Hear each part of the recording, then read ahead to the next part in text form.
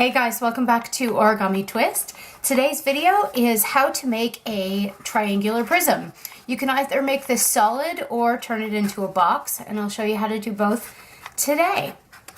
Okay, now we're going to start with a 2-inch equilateral triangle. Now I'm going to assume that you've already seen my video on how to make equilateral triangle templates, and if you haven't, I will link to it on the card, which is the little eye in the upper right hand corner, and I'll also put a link to that video in the description box as well. You do need an equilateral triangle for this one. And in that video I make a 4-inch equilateral triangle, but you just change it into a 2-inch by holding up your compass to a 2-inch line segment instead of a 4, and again you'll see all the details to that in the template video. Okay, so I'm assuming you have a 2-inch equilateral triangle template. Okay, so once you've got your template, you'll need some paper that will make your triangles on, and essentially you need a paper that's big enough to have the triangle and then like I'd say about a 1/2 inch space all the way around the triangle. And then you'll need 2 of those, so you need to make sure that it's big enough to accommodate that size. And then you'll need a rectangle that is cut into the following size: 6 1/2 inches or 16 1/2 centimeter by 4 inches or 10 centimeters. And both of these papers should be cardstock weight or even a little bit heavier, especially if you want to make a box.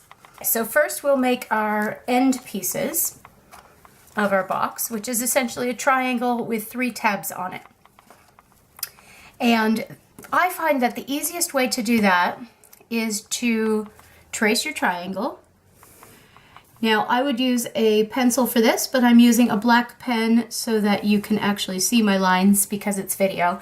But as I said, if I were making this as a gift or something, I would use a pencil so that you can erase the lines. So you trace the triangle and then take your straight edge.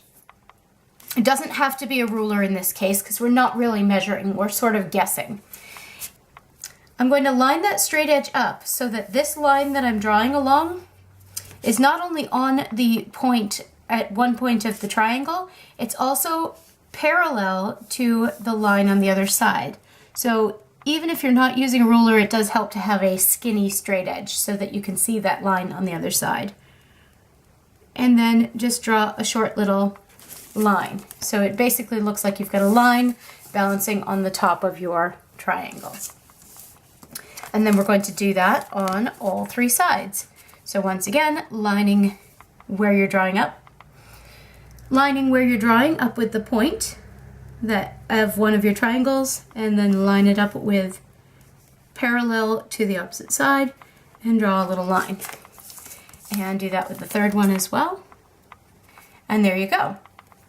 Now to complete your end piece, you're just going to connect those 2 lines so that you get a tab that's as big as you like, and that straight line is also parallel to the edge of your triangle. There you go. And parallel means having 2 lines that if they were to go on forever, they would never intersect and they would never veer away from each other. They're kind of like train tracks. Okay? And then we're just going to do the same thing on the other 2 sides.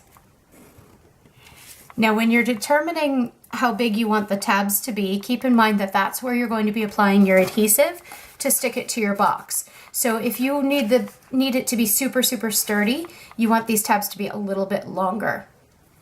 But if you're just using it, as a box, maybe to put some candy in or something, a tab similar to the size that you see here would be perfect.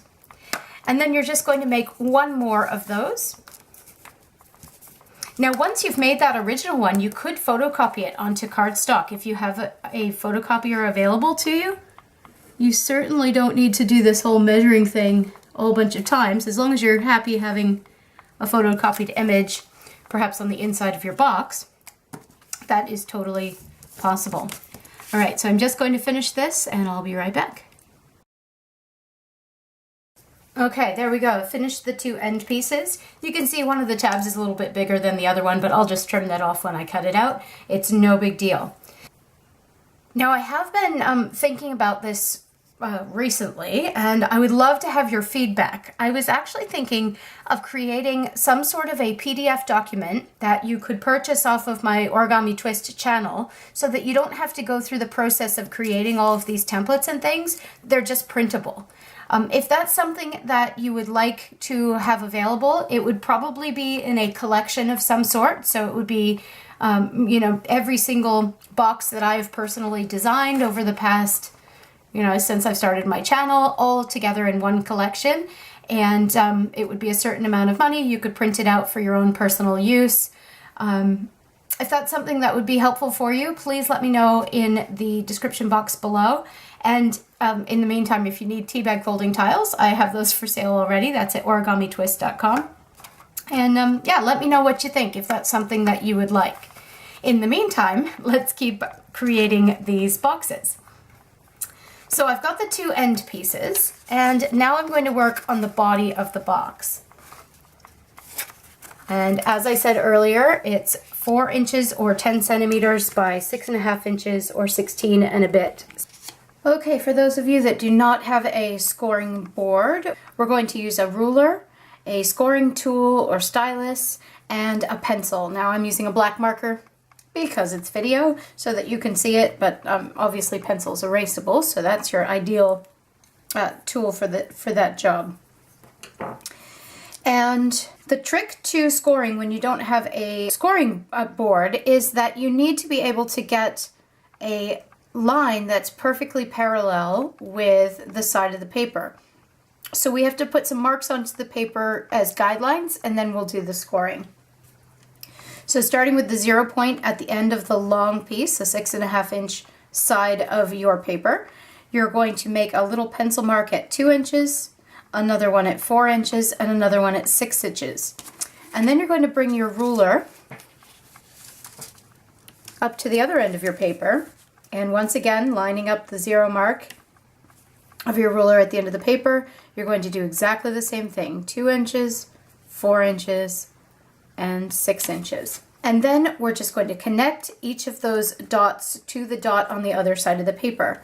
If you want to, so you can see it, you could draw a line, but you really don't need to, because the scoring mark is going to create all of the marks on the paper that you need. And as long as you have those 2 guide marks, you should be able to very easily get a good score. Now you do want to make sure that you have some sort of a mat or other cushiony surface underneath your ruler and cardstock, because you do run the risk of marking into the table if you press down too hard with your scoring tool. So a mouse mat or a placemat would be fine for that, as long as it's smooth. And we're going to take our straight edge and pressing down firmly, pretend that you're drawing a line with your scoring tool.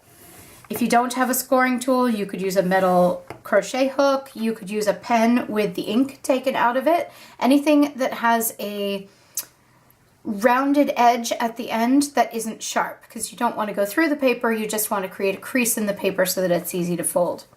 So pull towards you and then go to the next line and do the same. And the next line and do the same. And once you've done all 3 of those marks, you're ready to move on to the next step.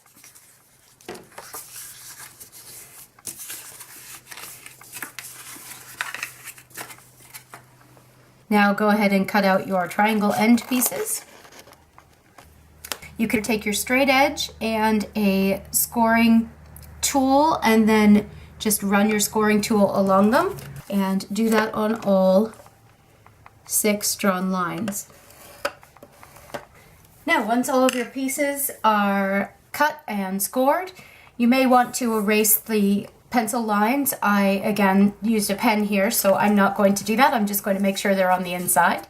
And I'm going to fold along all of the score lines. And with the rectangle side and even with the end pieces, make sure that the side that you want facing out is on the outside of your fold. And then pick your adhesive of choice. I'm using double-sided Express-It tape just because it's quicker and easier for video, but you could use liquid adhesive if you wanted to.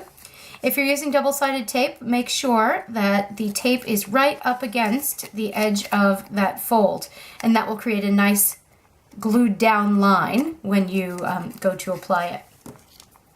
Now, if you're making this into a solid shape, put adhesive on all 3 sides of your triangle ends. However, if you're turning it into a box, only put it on 2 of the sides.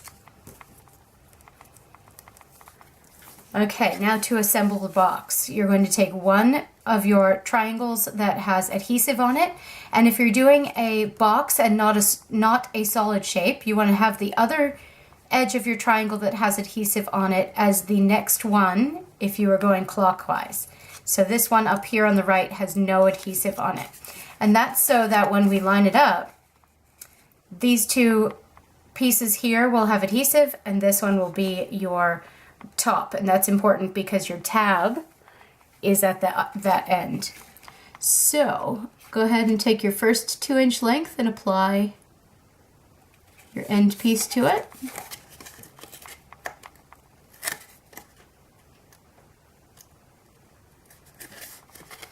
And press down.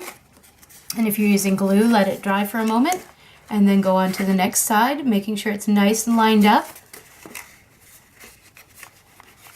And then leave the other side for now if you're doing a box. And if you're not doing a box, go ahead and tuck that tab in and have the last piece glue on, and you can actually insert your fingers or a pen into the other side to press that tab down. And if you're just doing it as a box, leave that open. And then we'll apply the same on the other side. So this time, adhesive on this side, adhesive on this side, and then leave this side open if you're doing a box.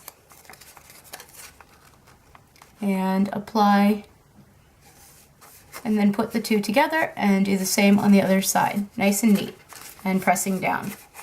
Let it dry for a little while if you're doing a liquid adhesive.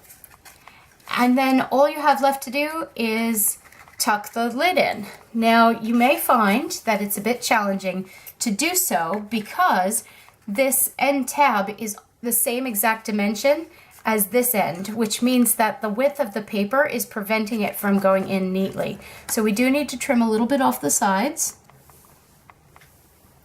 Just slightly, just enough to get it to fit in the box. Just a little more than the width of the paper. And if you're doing a box, and you've got a little circle punch, it might be nice to punch out a little half circle from the end of that. That gives you a little thumb grip. It's not imperative, and you can use scissors to make that, but it's an option just to neaten it up a bit. And then make sure your tabs are folded in and the lid can easily tuck inside. Now, if you're doing this as a solid shape, you'd also want to glue here and tuck in your tab and glue along the tab as well. I think this one would make a great gift box. The triangular prism is a really fun shape, and I hope you make a whole bunch of them. Thank you so much for joining me for this video today, guys, and we'll see you again on Wednesday. Now, I do want to note that I will be doing a video soon about ways to use the stamp embossing that I taught the other day with the tissue paper or the tissues. That will be coming either this week or possibly next week. So if you asked for that, it is coming soon, and I really appreciate your watching the video. All right, thanks guys. I hope you guys have a great day, and we'll see you back here on Wednesday. Take care.